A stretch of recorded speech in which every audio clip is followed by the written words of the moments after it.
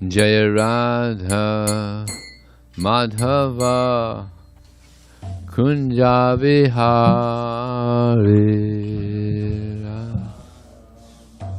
Volume.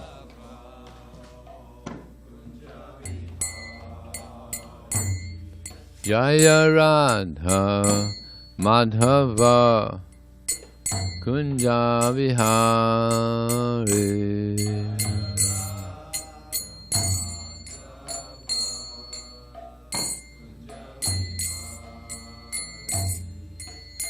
Gopi Janna Vallabha Girivana Dari.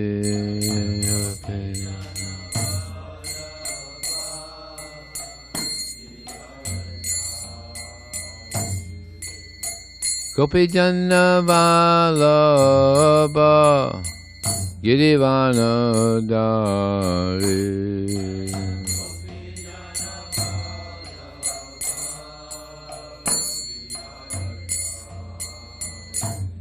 Jaya Radha Madhava Kunja Vihari.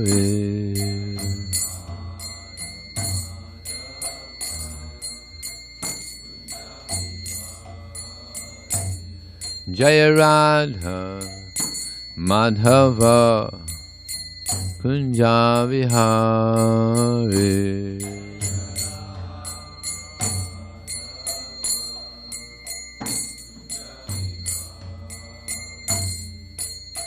Gopi Janna Vallabha Girivana Dari.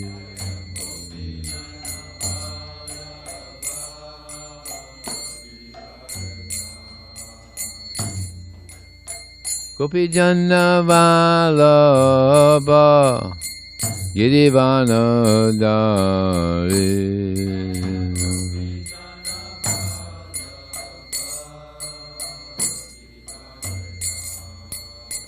Yasodanandana Brajajana Ranjana.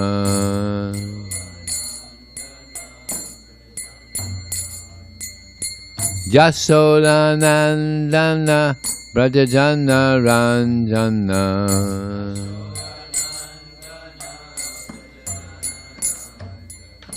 Yamuna Tira Vanachari.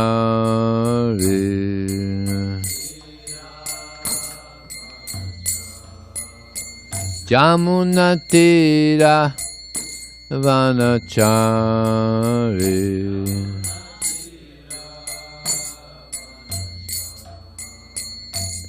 Jaya Radha Madhava Kunja Vihari.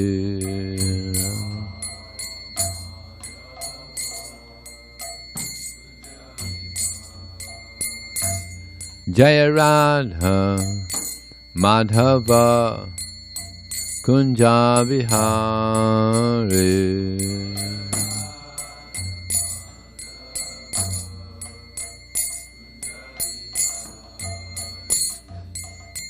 Gopi Janna Vallabha Girivana Dari.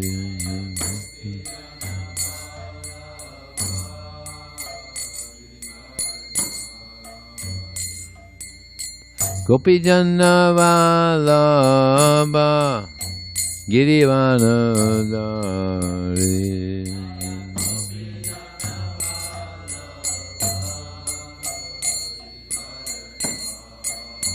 Yasodanandana Brajajana Ranjana.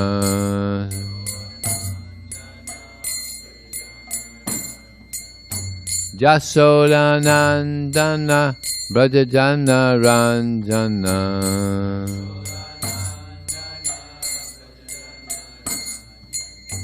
Jamuna Tira Vanachari.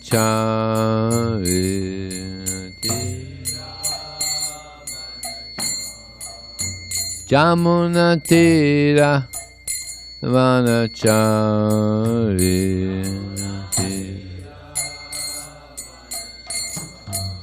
Jamunatira Vanachari.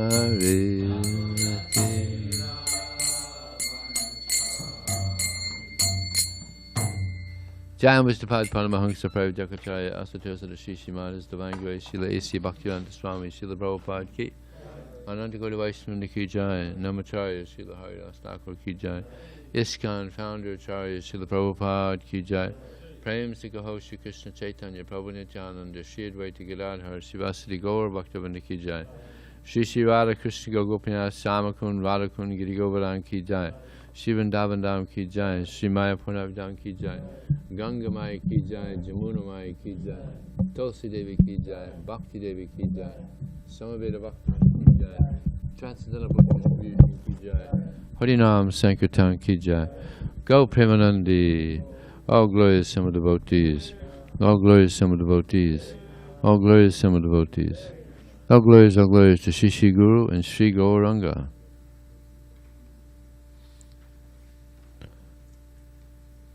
Om Namo Bhagavate Vasudevaya. Om Namo Bhagavate Vasudevaya. Om Namo Bhagavate Vasudevaya.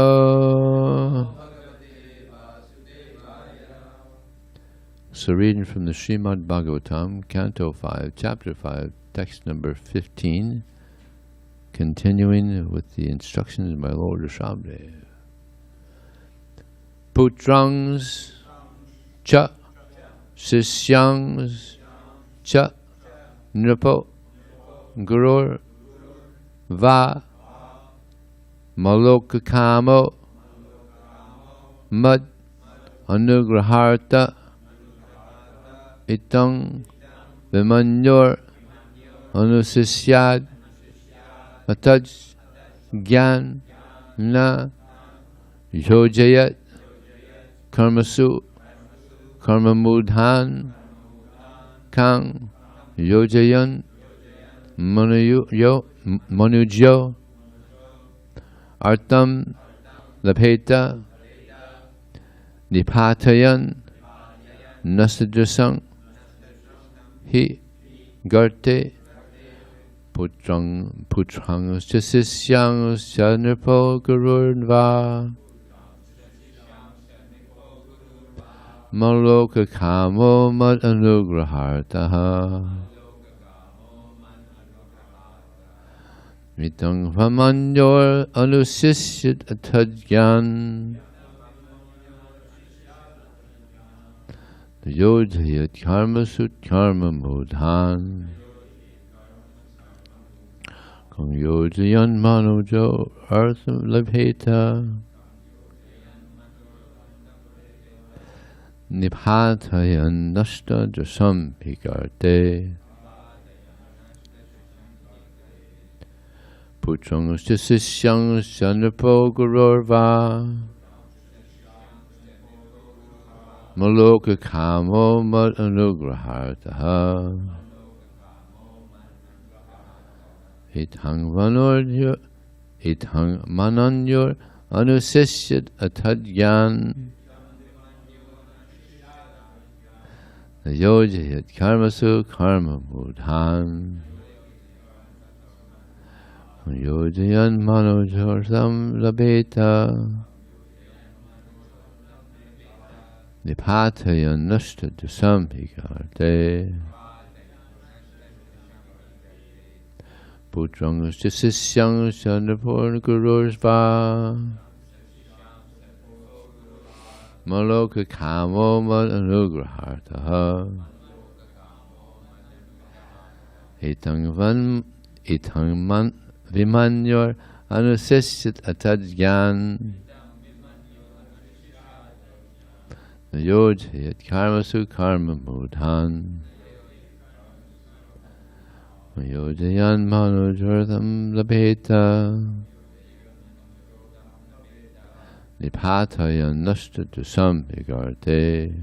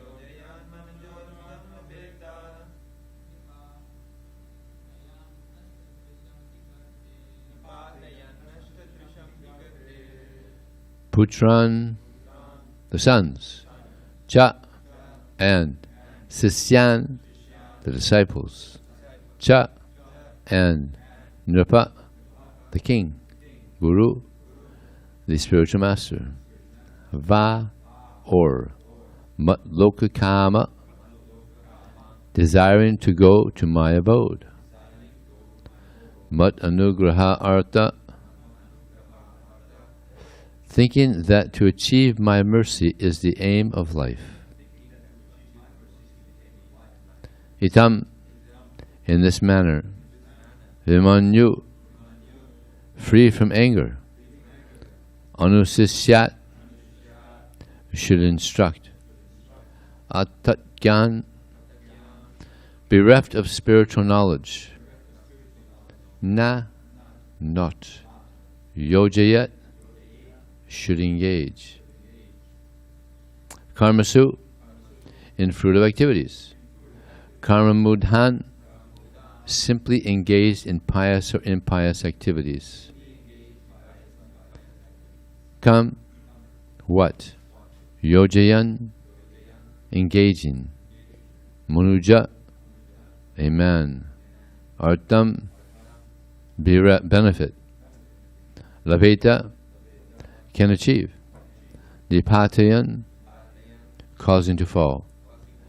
Nasadusam, one who is already bereft of his transcendental sight. He, indeed, Garte, in the whole. Translation and purport by His Divine Grace, Srila Prabhupada Ki. If one is serious about going back home, back to Godhead, he must consider the mercy of the Supreme Personality of Godhead, the summum bonum and chief aim of life. If he is a father instructing his sons, a spiritual master instructing his disciples, or a king instructing his citizens, he must instruct them as I have advised, without being angry. He should continue giving instructions, even if his disciple, son, or citizen is sometimes unable to follow his order. Ignorant people who engage in pious and impious activities should be engaged in devotional service by all means. They should always avoid fruitive activity. If one puts into the bondage of karmic activity his disciple, son, or citizen who was bereft of transcendental vision, how will one profit? It is like leading a blind man to a dark well and causing him to fall in. Purport. It is stated in Bhagavad Gita 3.26, Nabhuti Bedhang Janayat Agyam Karma Sanghinam Josayat Sarvakarmani Vidvan Yukta Samacharan. Let not the wise disrupt the minds of the ignorant who are attached to fruitive action. They should be engaged not to refrain from work, but to work in the spirit of devotion. Om Jnanatamanandasya Jnanandjana Salakya Chakshram Militam Jena Tasmai Sri Gurave Namah Mukam Kurtavatalam Pangunang Hayategram Yat Kripatalaham Bande Shigurum Dinataranam Vanchikapatubhyascha Kripa Sindhubdevacha Patitanam Pavanebhyo Vaishnavebhyo Namo Namah. Jaya Shri Krishna Chaitanya Prabhu Nityananda Shri Advaita Gadadhar Shivasati Gaur Bhaktivinoda. Hare Krishna, Krishna Krishna, Hare Hare, Hare Ram, Ram Ram, Hare Hare. If one is serious about going back home, back to Godhead, must consider the mercy of the Supreme Personality of Godhead. Throughout Prabhupada's books, Prabhupada expresses the importance of devotional service, and Krishna also. This is so important for the living entity. And if one engages in devotional service, he's very serious. It's a serious thing, actually. The human form of life is a serious thing. It's not like people just, eat, drink, and be merry. I think that this life is it. But no, we're going to continue on. And a serious person will want to engage in devotional service. It's stated in the Shastra, Sarva Parivanir Muktam Tatprad Vena Nirmal Hrisikena Hrisikesa Sevanam Bhakti Uchite.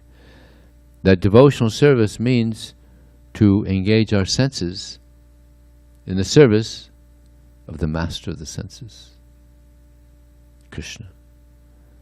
And Krishna he has amazing senses. All of the senses do the functions of the other senses. Therefore, when we honor or when we offer bhoga to the Lord, He eats it just by looking at it. So it should look good. And it should taste good as well. Actually, Prabhupada, he said that the prasadam should be very nice, because that's our only sense gratification. So yeah, we have to engage our senses in the service of Krishna. Just like our eyes, we see the beautiful form of the Lord with our eyes. We see the beautiful devotees of the Lord with our eyes. Look at the attractive prasadam, also very attractive to the eyes.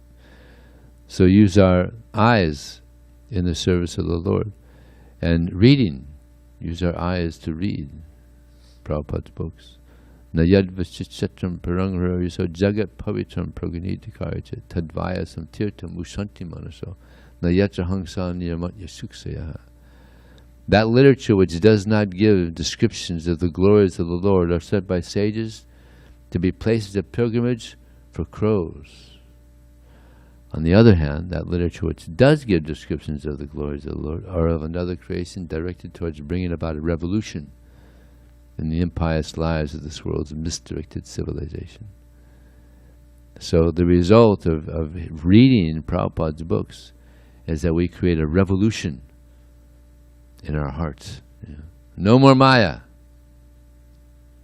No more sleeping in the lap of Maya. But engaging in devotional service. It's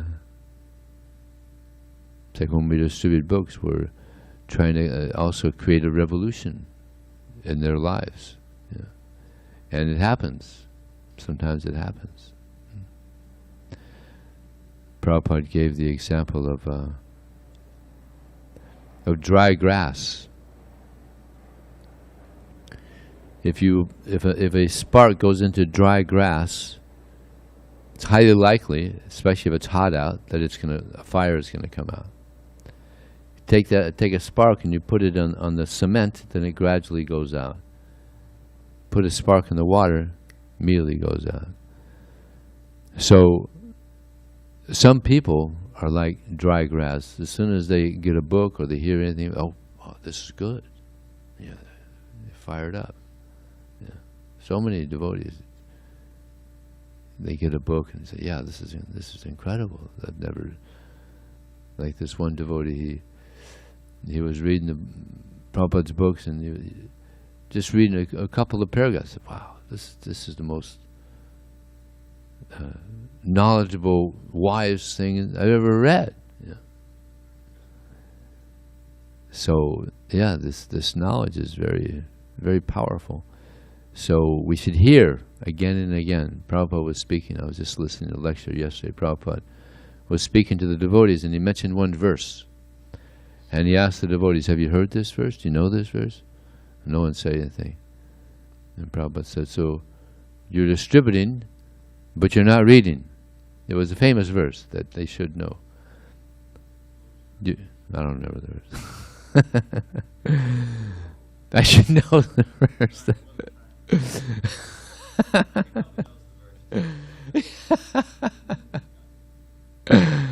I should know the verse.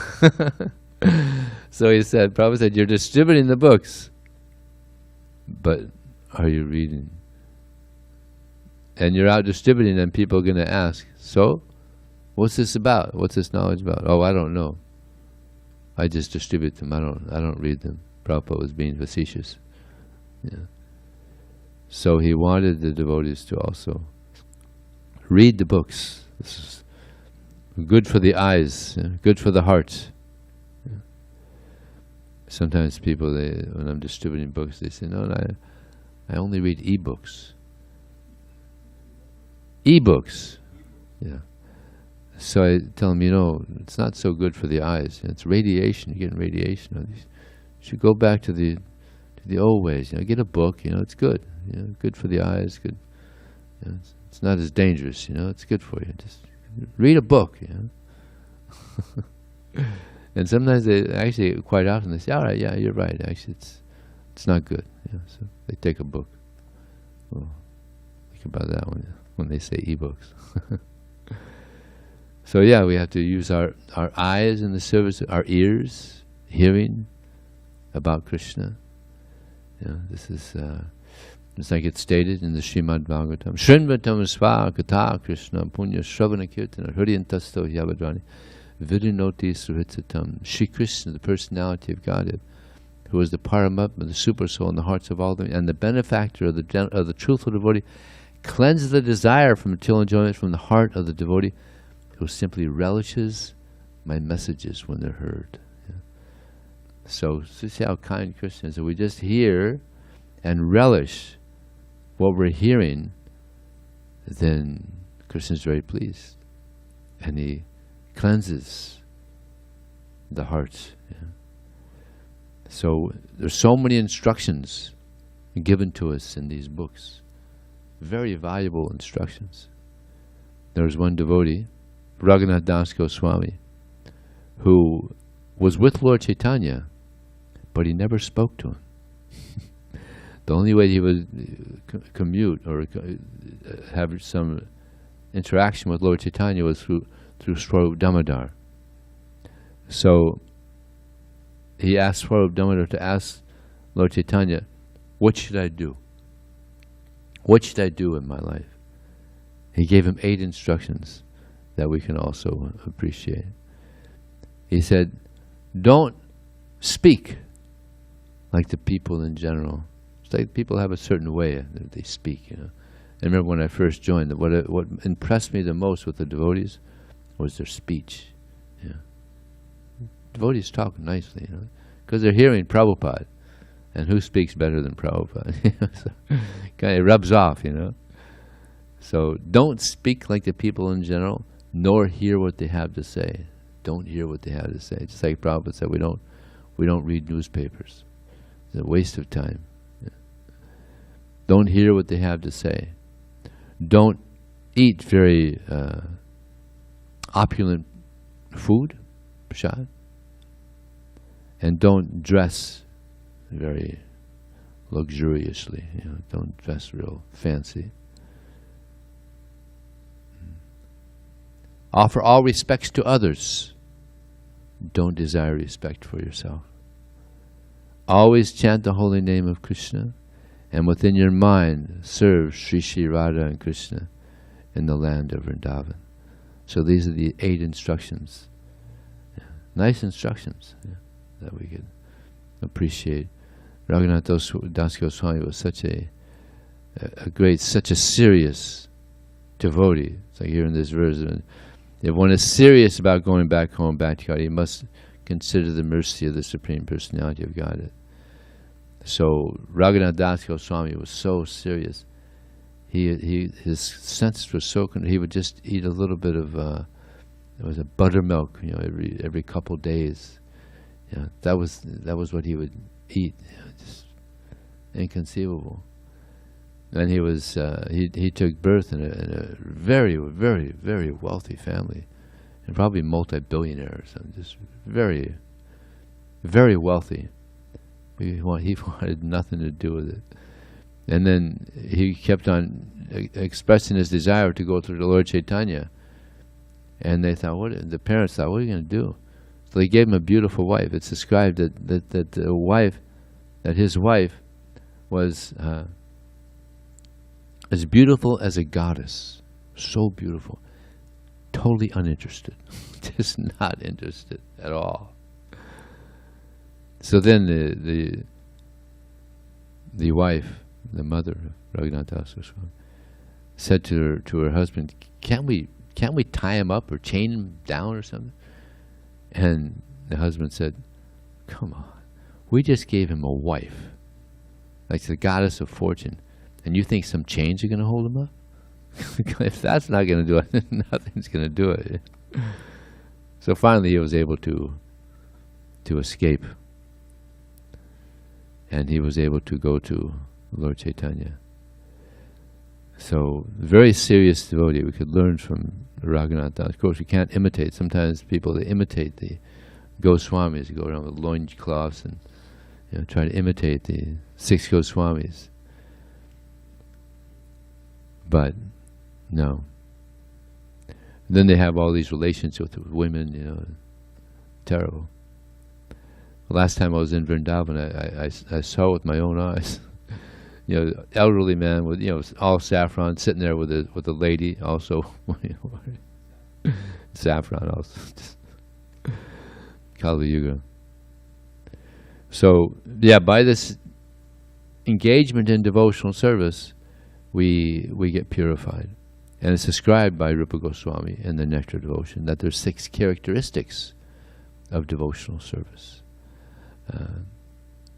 The first one that I'm thinking of is that it gives great pleasure. Devotional service to Krishna gives great pleasure to the heart and to the mind. And it's described that the pleasure of fruitive activities or sense gratification, or even the entrance into the Brahmana effulgence, it's nothing compared to the pleasure of devotional service. The pleasure of devotional service is described as trillions of times greater than this so-called pleasure. So it's very, as Prabhupada said, joyfully performed. That's actually Krishna in the Bhagavad Gita is joyfully performed. Raja Vidya, king of knowledge, Raja Vidya, Rajaguyam. The most secret, people don't know of this great secret, or the real pleasure. They don't know this pleasure of devotional service. Raja Vidya, Rajaguyam, Pavitram, the purest knowledge. Idam Uttamam is transcendental. Pratyaksavagamundam, and it's directly experienced. It's joyfully performed. So the more we connect to Krishna through this devotional service, the more we'll experience this pleasure. So of course we shouldn't engage in devotional service. Oh, maybe I'll get that pleasure. I'll experience that joy, that pleasure. You won't get the pleasure that way. No, we have to serve Krishna. No motivation. Uninterrupted. No material motivation. Just desire to please Krishna. And this will help us experience that natural pleasure that we actually, that's there. It's just covered now by these modes of material nature. So another characteristic is that it's very rare to engage in pure devotional service. Is rare. And there's a reason why it's rare. The reason it's rare is because Krishna, he's conquered and overwhelmed by pure loving devotion. He's controlled by the devotee who's engaged in loving service to him.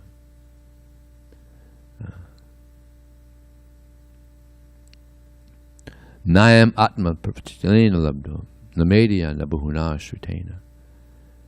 He doesn't give it easily.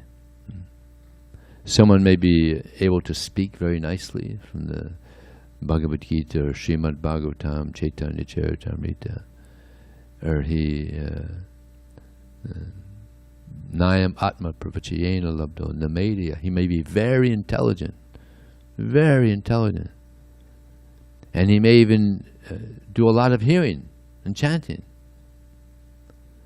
But Krishna gives devotional service only to those persons whom he chooses. Interesting. So we have to get the causeless mercy of Krishna. And Krishna explains in the Bhagavad Gita who he chooses. Who knows the verse that would hit this point? Who does Krishna choose?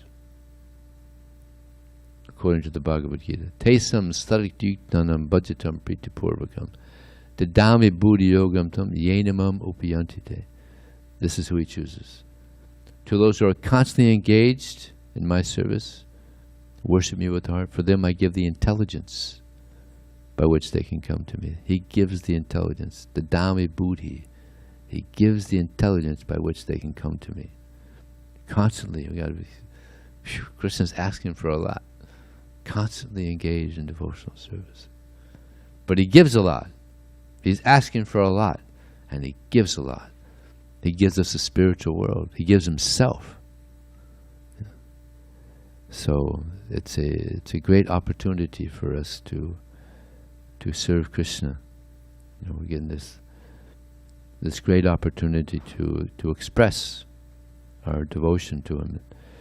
Yeah, just try our best, and Krishna, he'll help us. So another of the characteristics is it's all auspicious. Devotional service is all auspicious.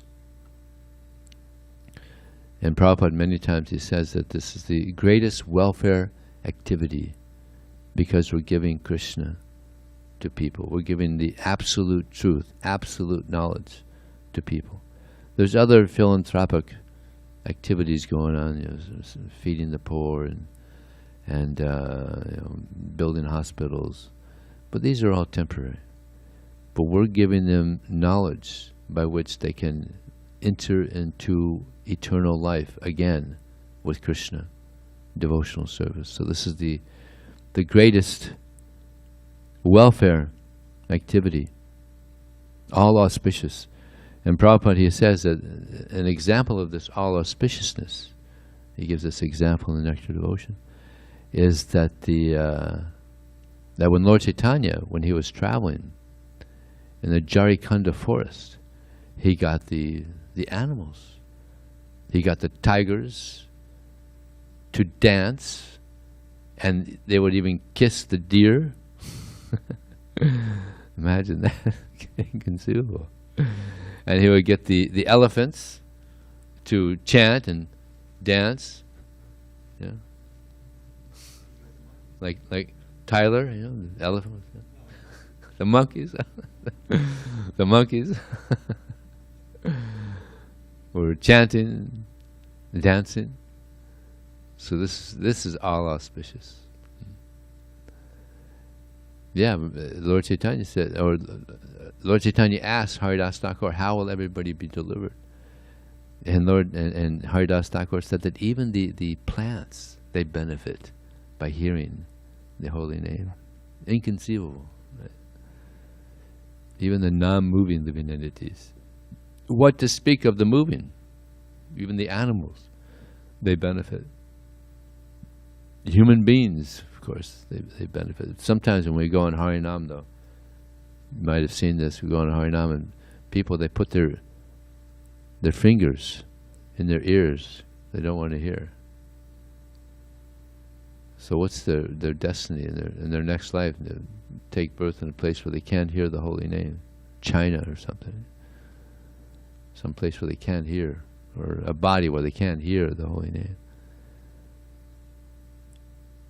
No, we should want to hear.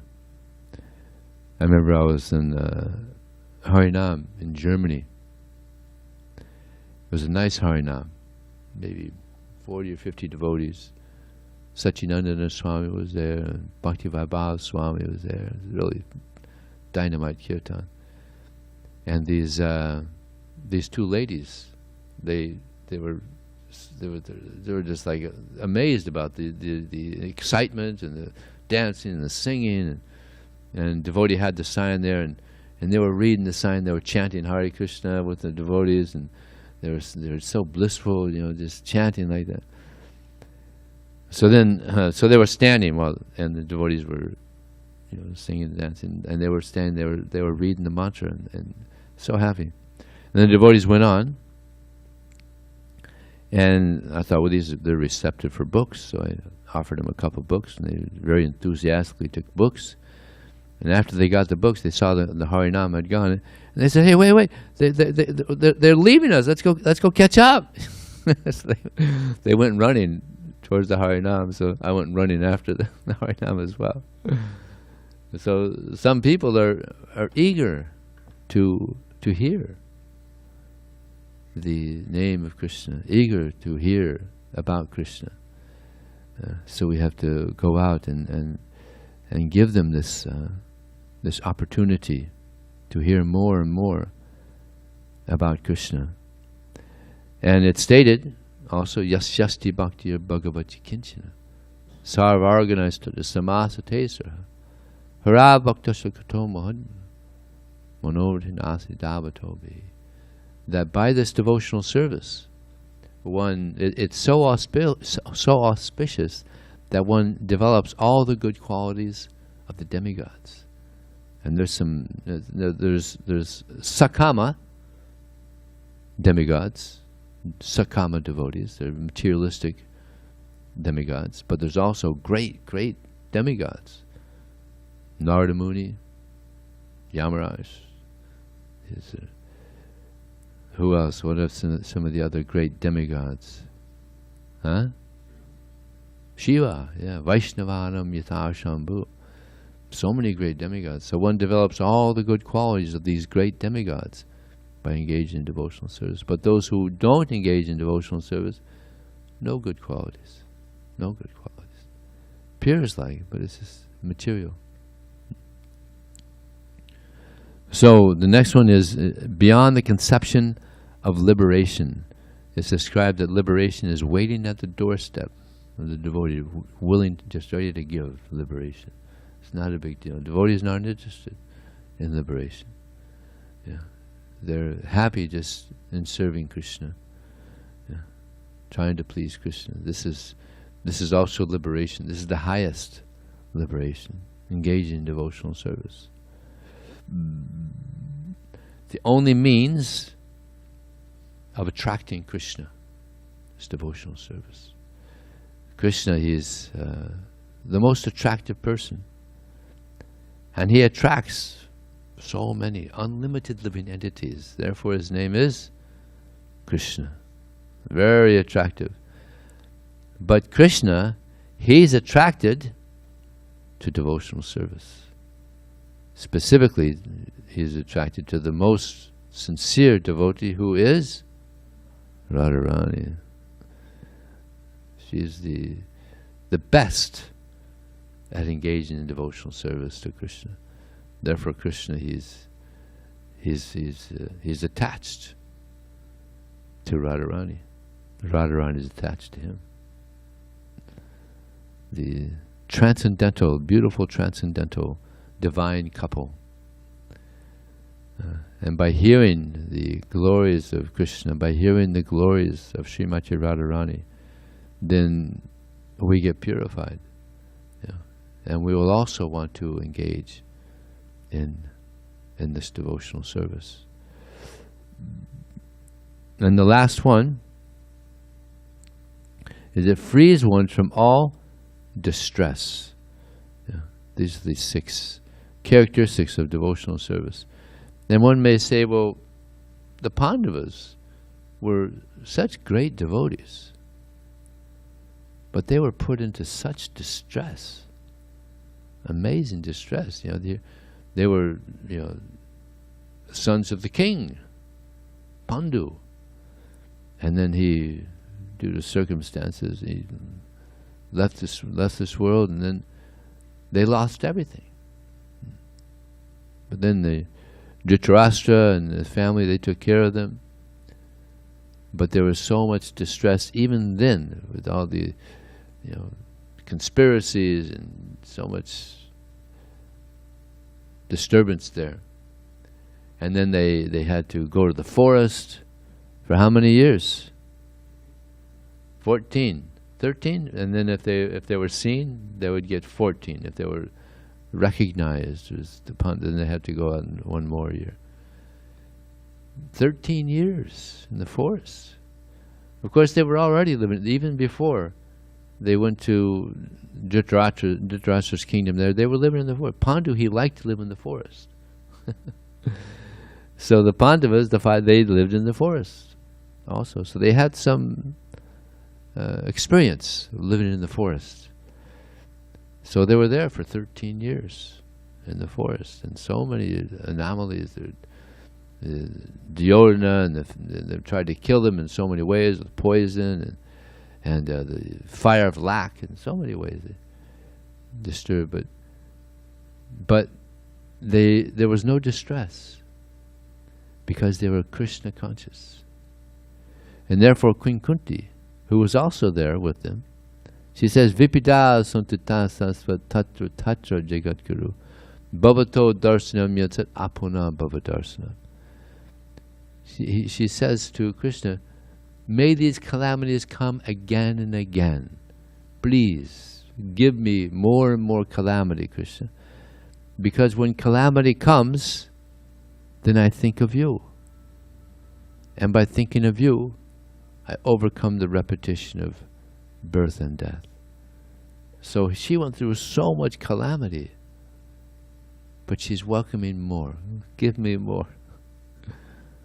Because this gives opportunity to think of Krishna.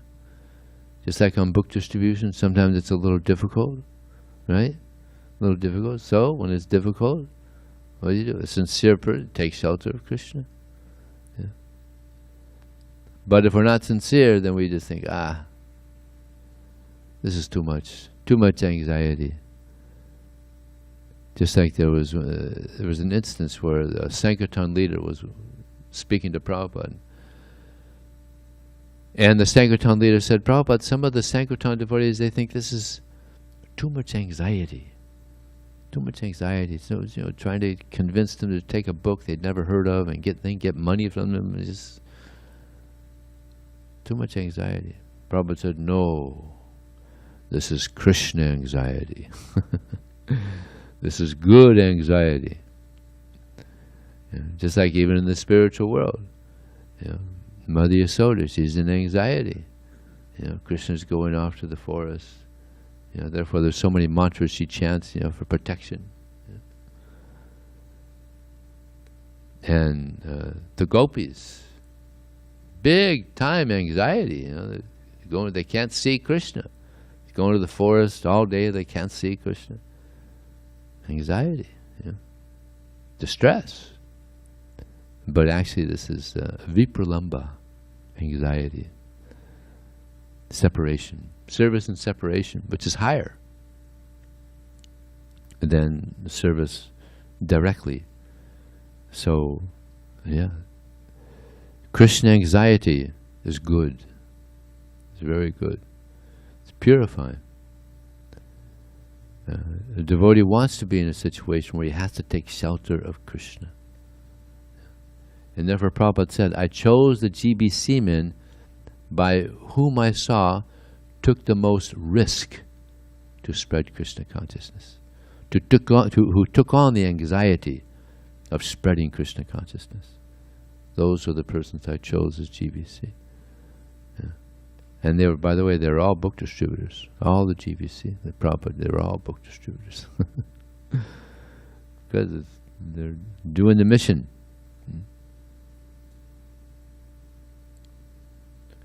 So in this verse, it's mentioned that one should not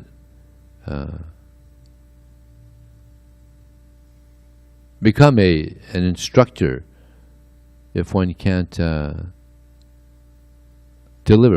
How does it say here?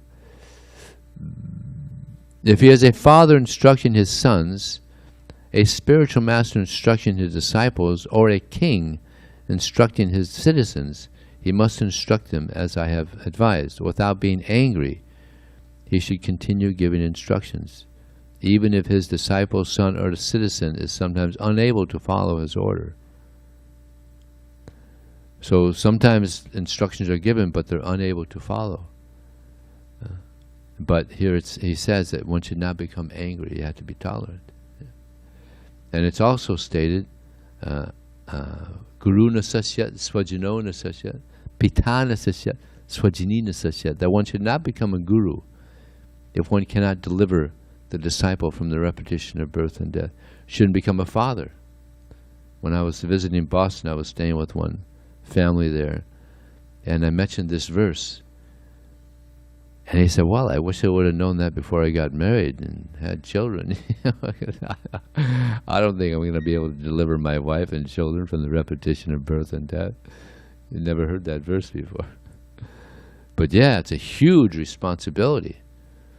Deliver the children, deliver the wife from the repetition of birth and death, the father, the husband, the guru. Huge responsibility. It said that one should not even become a teacher also, isn't it? Yeah. Or a mother also. I think it's also mentioned. So it's a demigod as well. So it's a huge responsibility. You know? So I was thinking, well, better just stay brahmachari. You know? This way. Not so much anxiety. It's a lot of responsibility to raise a family. Even it's said that in Kali Yuga, to raise a family, it's more difficult than in other ages to have a kingdom. Very difficult. Yeah. So, is there any question or comment? Hare Krishna. Hare Krishna, Vijaya Krishna Prabhu. May I? You may. Vijay Prabhu, my humble obeisances. The quote from the translation is, quote, without being angry, he should continue giving instructions, even if his disciple, son or citizen, is sometimes unable to follow his order, end quote. So Prabhu, my question is, why without being angry? Is it that if the instructor becomes angry, the subordinate has the right to dismiss the instructor and abandon him? Well, when you get angry, it actually disturbs the whole physiology of the body. It's just, sometimes you can't even think. Could you say the last part of that question? The last part of my question is it that if the instructor becomes angry, the subordinate who is receiving the instructions have the right to abandon the instructor? The instructor, like thinking that, oh, this fellow is like, what? Does he became crazy or something of the sort? Because it is expected from a spiritual instructor that peacefulness and tranquility. And if the instructor, while instructing, becomes angry, then the student maybe will be there thinking, oh, is it that he became removed from his platform of being a bona fide and genuine instructor? Well, many times Prabhupada would become angry at devotees. One thing that comes to mind is there was this Gopi Baba club in Los Angeles, and they thought that just hearing about the gopis and Krishna, this is the highest, Bhagavad Gita, that's for the beginners. And so they would just read, excerpts from the Chaitanya Charitamrita and the Krishna book, and Prabhupada heard about this, and he was furious. He wasn't just angry, he was furious. So he called these devotees in. He wanted to speak to them, and he was speaking. He was furious. Like, do you think that it's lower, that the Madhya Yasoda and Nanda Maharaj and the cowherd boys is lower? he was so upset that they had jumped up like this, you know, and they were having relations, the girls and boys in this. There's girls and boys in this club, and they were having relations, you know, exchanging letters and, you know, stuff like that. So Prabhupada was so upset. So Prabhupada would become angry. Transcendental. There's transcendental anger. Hanuman became angry. Ravana destroyed the whole city in all humility. So anger is not bad. But it's interesting that he said that one should not become angry without becoming angry. And also in I forgot the verse, but Prabhupada says that one should spread Krishna consciousness without becoming angry that people they're not receiving. Don't become angry. What? Mahatsevam dvora mahorvim mukte. Yeah. So sometimes it's in the service of Krishna to become angry. But sometimes, like, let's say the guru is instructing and the disciple doesn't follow his order, and it's not a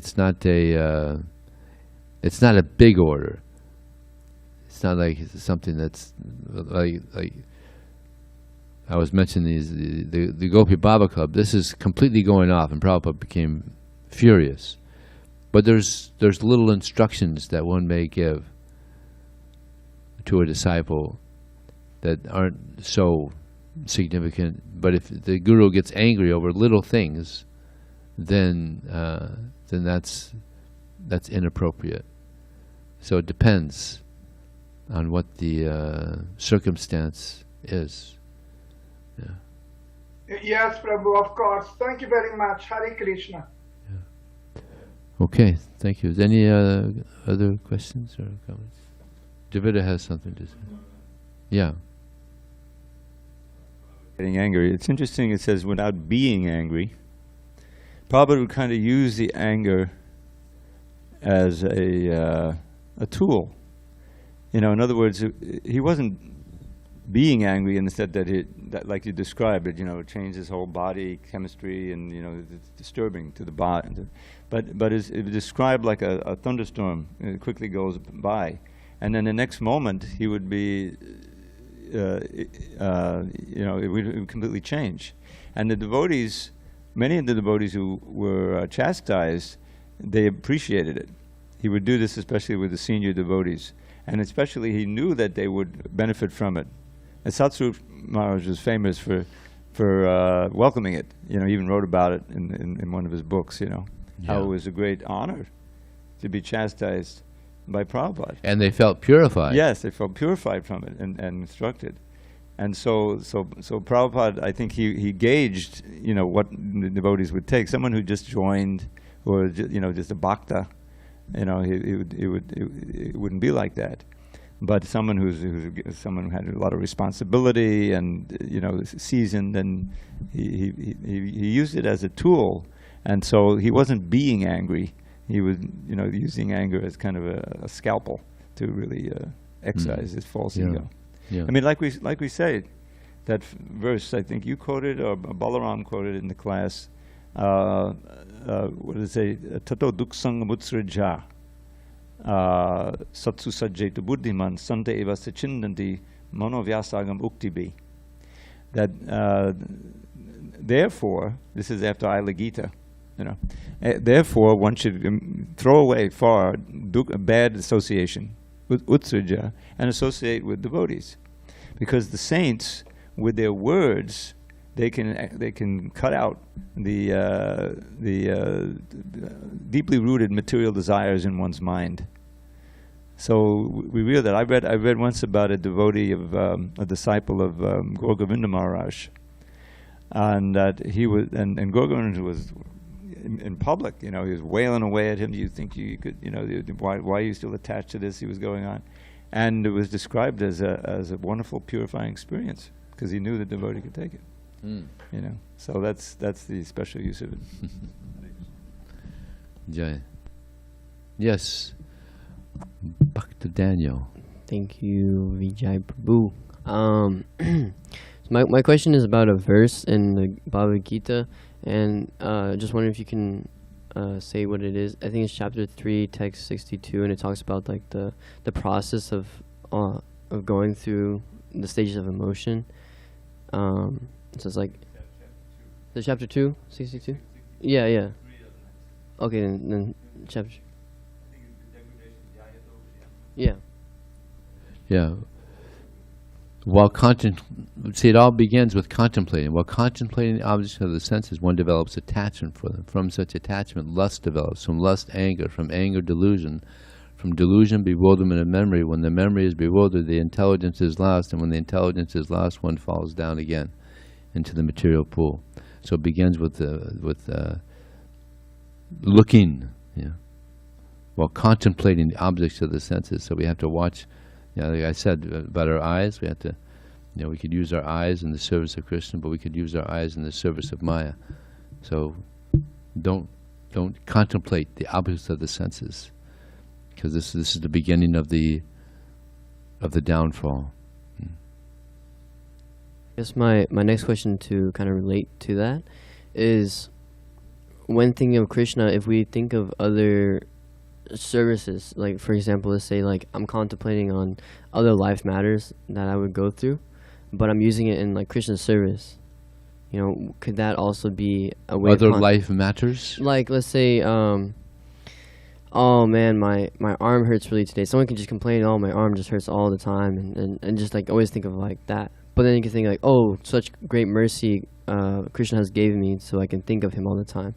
So that's what I'm trying to say, is like, is it okay to, if we're thinking about Krishna in the sense how we can relate to them, does that, the quote you just relate to, does that contemplating send us down, or can we not really.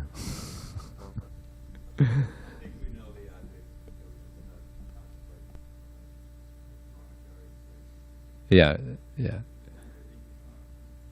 Can you use the microphone? The idea is that you're contemplating some object you want to enjoy, and that's the danger, something that is the most enjoyable. And so you transfer that to contemplating Krishna, service to Krishna, the holy name. If you chant the holy name, try to hear the holy name. Srila Prabhupada ki